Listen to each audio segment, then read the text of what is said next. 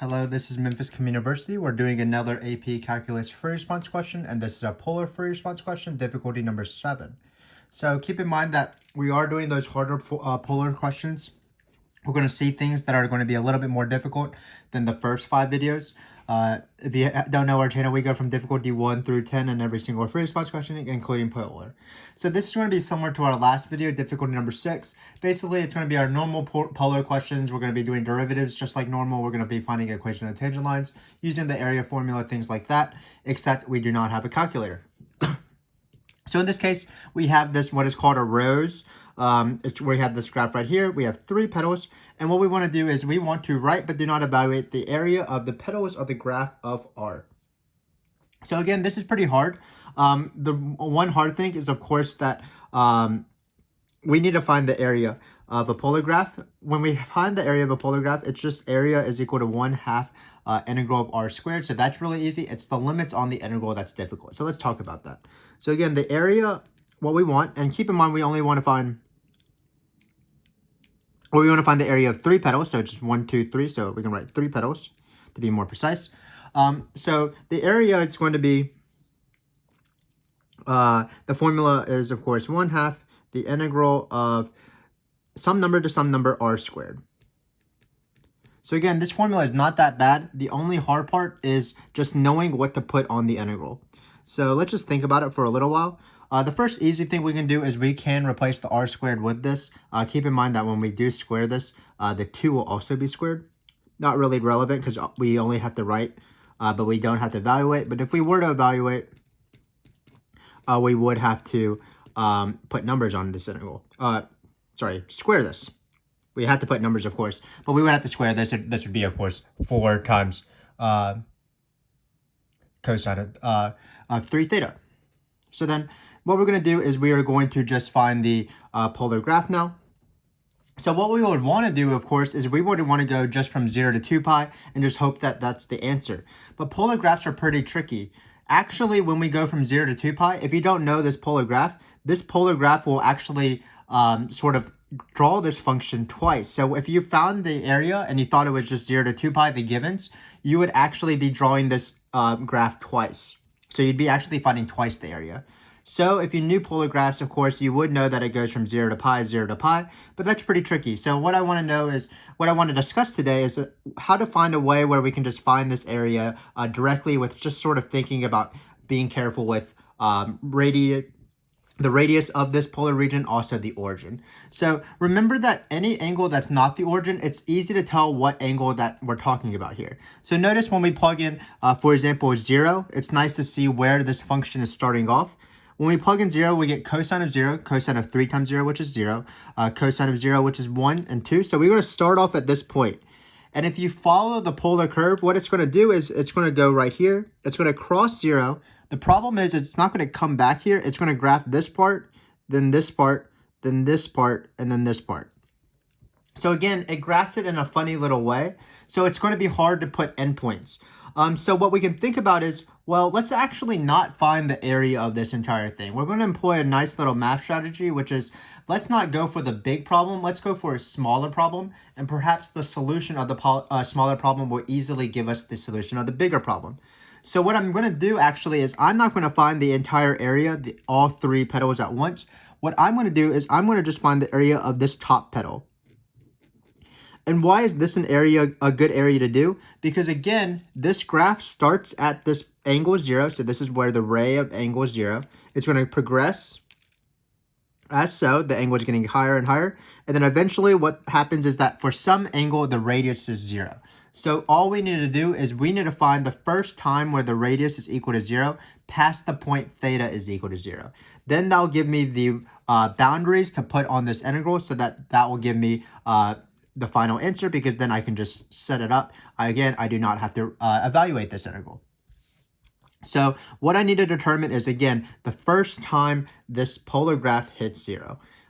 The origin is a very tricky point on a polar graph because you can't tell what angle it is, because R is equal to 0, so you can't tell what angle just from looking at the picture, because it could be any angle, because it's just any angle where the radius is 0, so you're at this point. So again, what we need to do is we need to set this radius right here to be equal to 0, and that'll give me my final endpoint. I do know my first endpoint will be 0. So in this case, what we're going to do is we're going to do a little bit math on the side.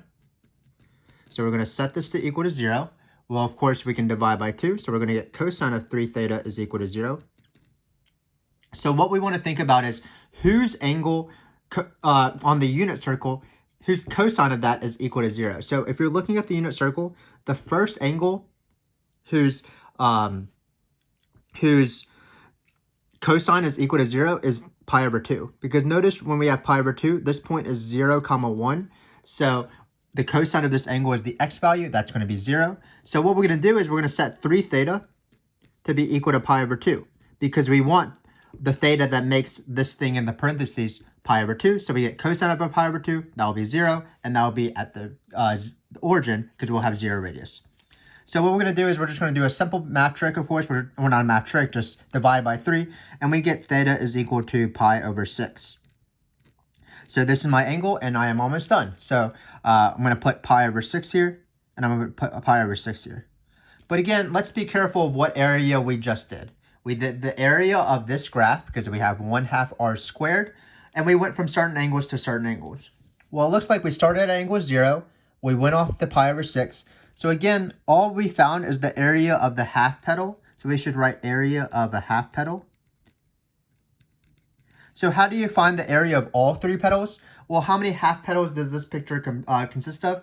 And again, my pictures aren't incredible, but all these petals are supposed to be the same size because polar graphs are nice like that. If you were having a computer-generated picture, it would be pretty obvious that these petals are of the same size. So how many half petals do we have? Looks like we have 6. 1, 2, 3, 4, 5, 6. So what are we going to do in the end? We're going to multiply this area by 6, this formula. So the entire area, the thing we want to find, is going to be 6 times all of this. But of course, 6, we can write it out. Why not? So 0 to pi over 6, 2 cosine of 3 theta, squared times d theta, and then 6 times 2, of course, is 3. So we're left with 3 times the integral of 0 pi over 6. And we're not going to do this integral. It's pretty difficult. But we're going to leave it like that. And that's our answer. So again, let's review what we did. The area formula is pretty easy. Only one aspect of it is hard, and that's the endpoints. It's always 1/2 r squared. So what you want to think about is if they don't give you intersection points, or if it's not obvious what the endpoints are. And remember, the endpoints are angles, so they're treated like rays. We've seen before where we had rays where it was really obvious that the region was in the second quadrant, for example, or 0 to pi. But in this case, because one of the endpoints is the origin, then we need to find a specific angle that gives us radius 0. It's easier to tell where other radius are in this thing. So what we had to do is we had to set 2 cosine 3 theta to be equal to 0.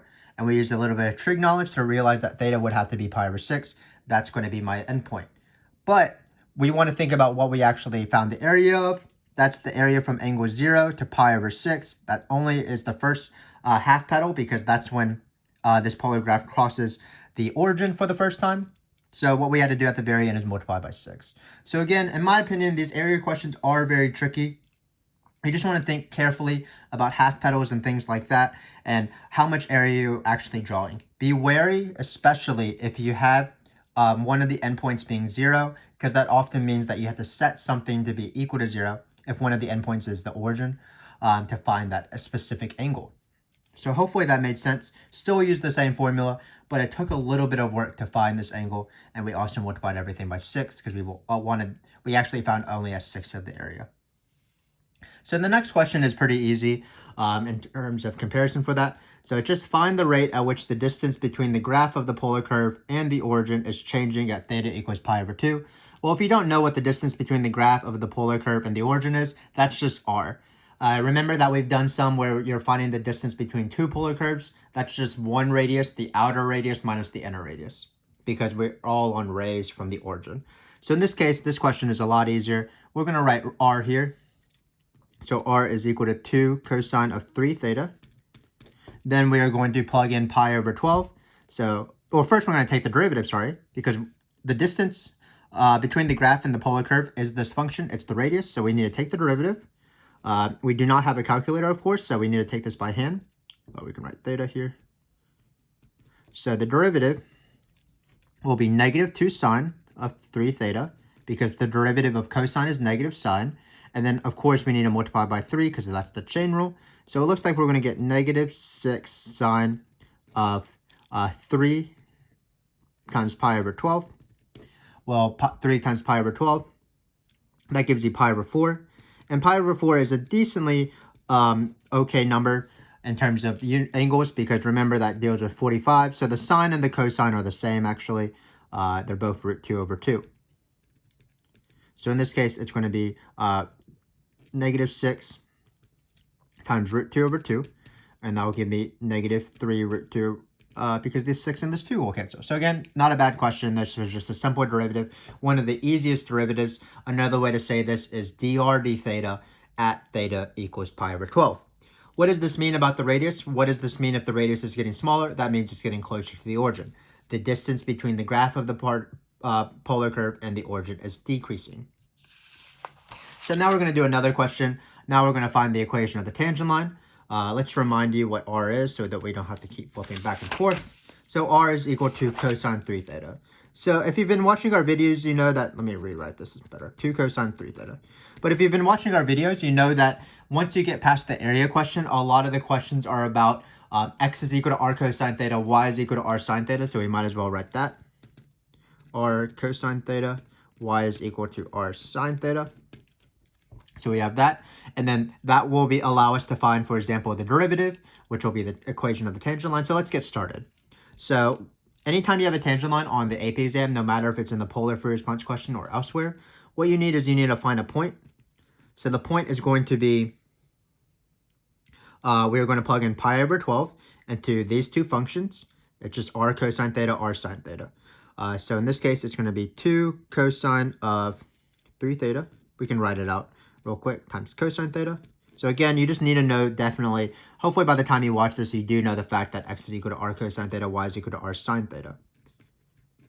Perhaps we should have made this point pi over 4 to make it a little bit more interesting, but I do not mind that when we plug in pi over 12, we will get pi over 4.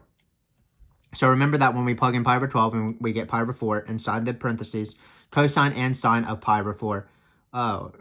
Looks like, actually, let's change the question. Let's actually use pi over 4, because I didn't foresee this. When we have x is equal to r cosine theta, we need to be able to find the number here. We need to be able to find the cosine of that value. So it's a better question to keep this as pi over 4. My apologies. Let's be careful with this question as well. Let's change this one to pi over 4 as well. So I was trying to be a little bit fancy using pi over 12. But in this case, because we need to find cosine of that angle eventually, we might as well change this to pi over 4. So hopefully that wasn't too big of a deterrent to you. My apologies there. You know that if we make these questions, I sort of mess up. So now that it's pi over 4, we are able to do this question. So it looks like we're going to need pi over 4 and 3 pi over 4. So remember, pi over 4 on the unit circle, that's pretty nice because it's root 2 over 2, root 2 over 2.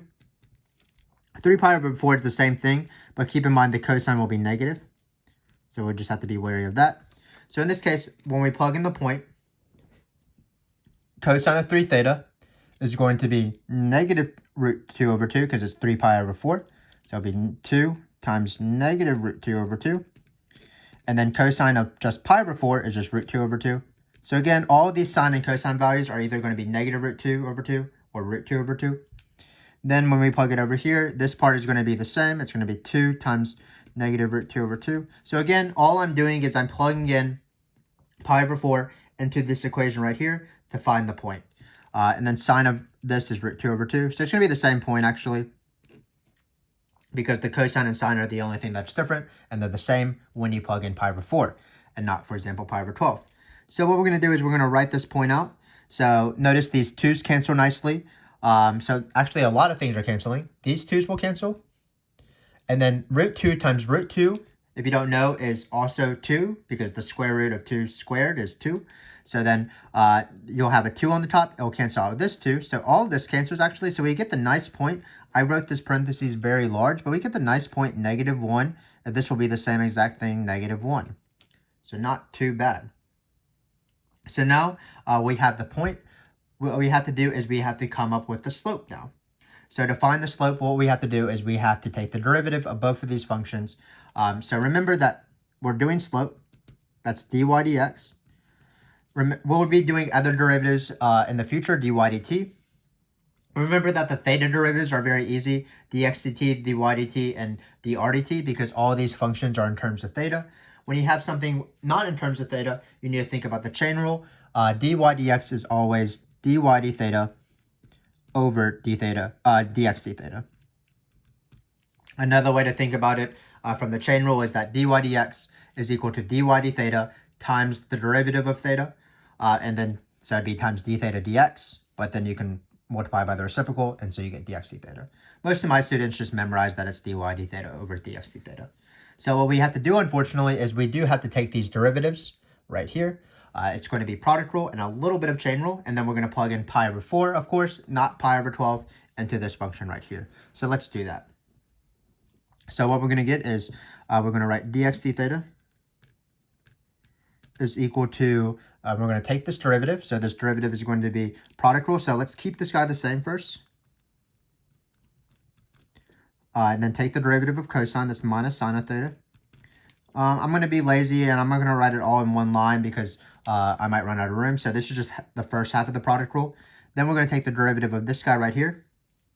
The derivative of 2 cosine is going to be minus 2 sine of 3 theta. Because again, the derivative of cosine is minus sine. Keep in mind that we do need to multiply by 3 because of the chain rule. So there's an inside function here. And then we keep the same. So it's going to be cosine of theta. Let's take the derivative of dy d theta because it won't be too much different.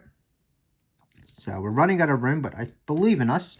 So when we take this derivative, again, it's product rule, keep the same times the derivative. So it's going to be 2 cosine of 3 theta times cosine theta.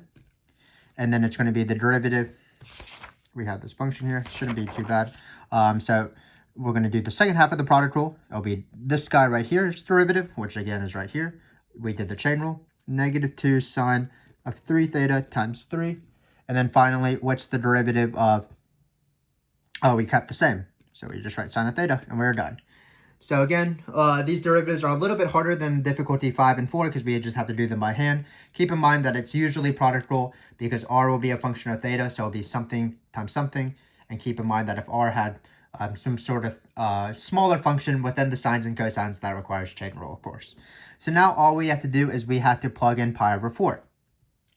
It shouldn't be too bad. So let's just plug it in and then we'll simplify. So when you plug in cosine of 3 pi over 4, that one is the negative root 2. So it's going to be 2 times negative root 2 over 2. Then when you plug in pi over 4 into this, you'll get times, there's a negative right here, but sine of pi over 4 is root 2 over 2. So you're going to get this right here. That cancels out really nicely, as we'll see.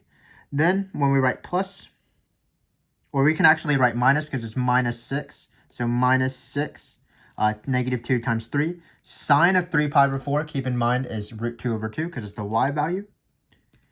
And then cosine of pi over 4 is just root 2 over 2. So we have this little guy. Let's simplify this before we do the y derivative. I don't know where we're going to put the y derivative, but we'll figure it out. So when we do this, it looks like there's negative cancels. These 2's cancel. Again, root 2 times root 2 is 2. So these 2. So all of this will just be 1. And then when you have this, this 6 will cancel with this 2. So you'll have 3. And then these root 2's will cancel with this 2. So it looks like it's going to be 1 minus 3, which is negative 2. So this is negative 2 for dx d theta. Again, I'm just being very careful with my derivatives and plugging in. So let's see if we can squeeze this dy d theta in this space right here. I'm not sure if we can do it. Maybe we can do it in this space right here. So when we plug in pi over 4, we're going to get the negative and the cosine value. Negative for this one, positive for this one. So it's going to be 2 times negative root 2 over 2 times negative root 2 over 2. Hopefully you can tell what's going on. It is quite a small space, but notice these all cancel like normal. These cancel with this. So all of this is 1 because it's negative, negative. Just like this one was 1, and then we subtracted off 3. So this is going to be 1. Then it's going to be minus 6 again, 2 times 3. And then it's going to be, again, root 2 over 2 times root 2 over 2, sine times cosine. So this is going to give me the same value because 6 times 2 will be 3. These root 2's will cancel out, and you're going to be left with negative 2 again. So all of that work was to get our slope here. And what is our slope going to be? Well, it's going to be this guy right here, dy d theta. Hopefully all my work is sort of clear. Hopefully you are more neat when you turn in stuff, but I'm a hypocrite because I'm a teacher, and I ask my students to be neat, but I'm not neat myself. But let's finish this off. So again, it's going to be root 2 over negative 2 over negative 2. So that's just going to be 1. So we have actually a very simple line in the end. We have this point, this slope. Let's write it big in this nice little box right here. It's going to be y plus 1 because it's y minus 1 equals slope 1 times x minus 1 again. So that is the equation of my line here. So let's review what we did because this question was quite involved, more involved than I expected. So what we did is we wanted to find the equation of the tangent line to the curve when theta equals pi over 4. We changed it from pi over 12 to pi over 4 to make everything possible. So what happened is we first immediately try to find the point, and the point is pretty easy. It's r cosine theta, so we plugged in pi over 4. We did have to do trig values on the side, but it wasn't too bad, and we found that the point was negative 1 comma negative 1. Then we recognized that the slope was dy dx, which is the y derivative with respect to theta over the x derivative with respect to theta. We took both of those derivatives. Both of them require the product rule, and it happened to be that when you plugged in pi over 4, you got the same number for both of them after doing the product rule and the chain rule. So when we plugged that in, it was negative 2 over negative 2. That just gave me 1, and that was why this was my line in the end. Y minus the y coordinate equals the slope times x minus the x coordinate. So nothing too bad, nothing we haven't seen before. The only new thing, really, because we've done equation of the tangent lines in previous videos, we found the point using x is equal to r cosine theta, y is equal to r sine theta. We found the slope using dy dx, which are these derivatives, the ratio of these derivatives. The only thing is we had to take the derivative by hand in this case. Same thing for this question at the end here. So we have dy dt at pi over theta equals pi over 4. So remember that this derivative is very easy. I can find this right now. We actually already found it when we did dy d theta. We did the product rule. If this were the first question, you might have to do this derivative again. It'd be y is equal to r sine of theta. You would replace r with this function here, 2 cosine 3 theta. You would take this derivative using product rule and chain rule for this 3 theta. You would plug in pi over 4, and what you would get, because all these 2's and root 2's are canceling out, you would end up getting negative 2. So this derivative is negative 2. Again, this is the easy derivative because all you have to do to take it is just take it. You don't have to worry about the chain rule because your function is already in terms of the variable you care about. But we're doing a slightly harder derivative, dy dt. So again, Part C helped us for Part D because it allowed us to not have to retake this derivative. But dy dt, remember that this is a slightly harder derivative because y is not a function of x. Or y is not a function of t here. Y is not a function of x. That's why this derivative was harder. So what we need to do is we need to account for the chain rule. So what it says is it's the derivative of the outside function in terms of its variable, d theta. But then theta is itself a function of t, so you need to multiply by its derivative, that is d theta dt. So when we plug in pi over 4, it's going to be negative 2. How in the world are we going to find d theta dt? That was just given in the information. So just times 2, and then finally this is negative 4. We do want to interpret this answer in the context of the problem. Dy dt being negative, of course, means the particle is moving down. So the particle is moving down at this point, at this angle. Theta is equal to pi over 4. We did change it from pi over 4 to pi over 12 to pi over 4 so that we could easily take this derivative because I do not know the cosine of pi over 12 off the top of my head. So let's just review some derivatives. Again, dx d theta, dr d theta, dy d theta, all of those are easy. You just take derivatives. When you have dy dt, dx dt, dr dt, you need to multiply by the chain rule. They usually give you information about this. For example, they just say this is 2. So it's not really that much harder than the theta derivatives. You just have to do one extra step and multiply by d theta dt. Once you do that, you're good to go. Dy dt governs horizontal movement. So if dy dt is positive, it's not horizontal movement, sorry, vertical movement. So when dy dt is positive, it moves up. When dy dt is negative, it moves down. When dx dt is positive, it moves right. When dx dt is negative, it moves left. And then when dr dt is positive, it means the particle is moving farther away from the origin because you're on a bigger radius. And then when dr dt is negative, that means you're going closer to the origin because you're on a smaller radius. So this concludes the questions. Again, these last two videos, if you watched difficulty number 6, we do appreciate your support of our channel. But these last two videos have been non-calculator, and that's why they've been harder. They've been dealing with the same rules. So for example, we had area questions, but we didn't know the angle, so we had to cleverly find the angle. What we did is we actually found only a sixth of the area and then finally multiplied by 6. Because when you have points that intersect the origin, oftentimes it's good to find those points and then just find that area in a smaller area and then see the relationship between that area and your entire area. Then we had pretty standard derivative questions. First off, we just had dr d theta. That was just plugging in a number. This means that the curve is going towards the origin. Then we had this equation of the tangent line. I apologize that we changed it to pi over 4 as we began the question. But again, it wasn't too bad. So what we relied on is our normal stuff. X is equal to r cosine theta, y is equal to r sine theta. We found the point, and then we found this derivative. Everything we plugged in pi over 4 for, using the unit circle. So again, what made it hard, we actually had to take derivatives by hand using the product rule and the chain rule. We couldn't rely on a calculator. Same thing with this last one. We wanted to find this derivative. This is a harder derivative. You do have to account for the chain rule. So you find this derivative, which we already did throughout this question. We found dy d theta to find dy dx. But dy d theta also helps us find dy dt. So we replaced this with -2. But again, you do need to remember the chain rule. You do need to multiply by this 2. So the answer was -4. And that meant the particle was moving down. So still, the rules have been fairly standard. Keep in mind the 3 big questions. You want to know area.